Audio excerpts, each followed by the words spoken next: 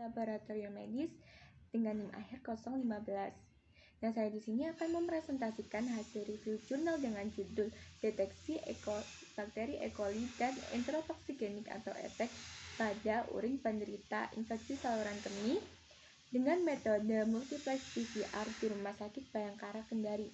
Sebelumnya, apa sih ISK itu?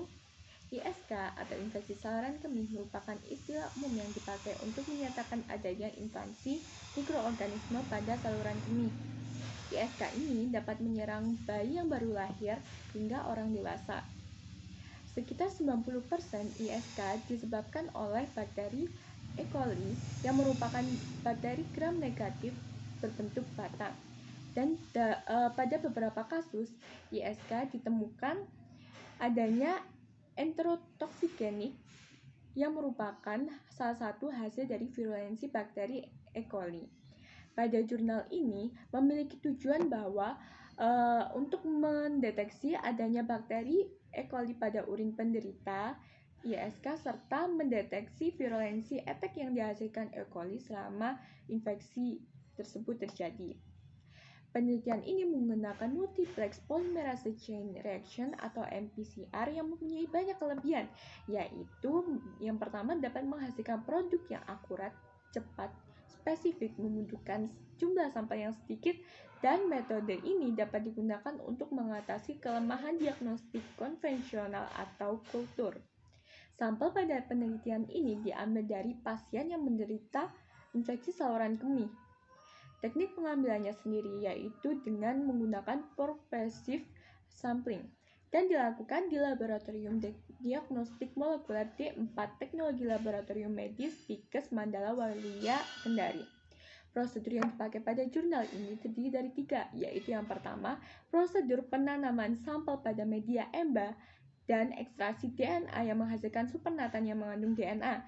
Yang kedua, amplifikasi DNA E. coli dan ETEK dapat dideteksi menggunakan primer spesifik dari bakteri. Dan yang terakhir, terdapat prosedur elektroforesis yang merupakan pembacaan hasilnya dengan terbentuk pita-pita dari DNA yang kemudian hasil pita tersebut dibandingkan dengan marker untuk mengetahui ukuran pita DNA tersebut.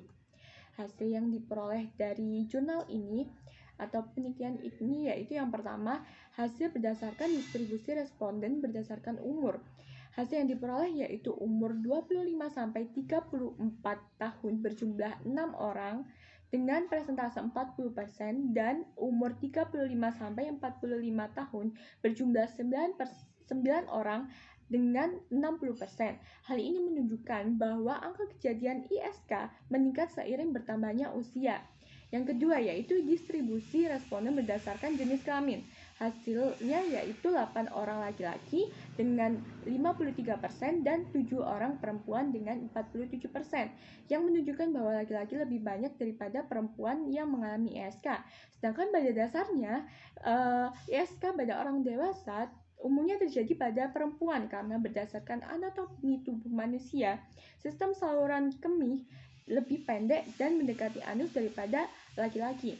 Yang ketiga yaitu distribusi hasil pemeriksaan urin pada pasien ISK dengan menggunakan metode kultur, yaitu memperoleh hasil 15 cawan petri yang ditumbuhi koloni bakteri berwarna ungu gelap dan berkilau hijau metalik dengan diameter 2-3 mm, yang artinya semua sampel ditumbuhi oleh bakteri E. coli dan dengan presentase 100%. Hasil yang keempat yaitu hasil elektroforesis pertama pada deteksi gen bakteri E. coli menggunakan metode MPCR, yaitu memperoleh hasil 15 sampel yang diperiksa dengan hasil amplifikasi pertama ditemukan pita DNA bakteri E. coli sebanyak 10 sampel, dan pada hasil yang kedua yaitu ditemukan 15 sampel pita yang menunjukkan semua sampel dapat bakteri E. coli. Perbedaan hasil elektroforesis ini diduga terjadi karena beberapa faktor, yaitu waktu elektroforesis dan DNA tetap berada dalam sumur gel. Yang terakhir adalah hasil virulensi ETEK menggunakan metode PCR yang memperoleh hasil tidak terbentuk pita DNA. Sekian dari saya, terima kasih. Wassalamualaikum warahmatullahi wabarakatuh.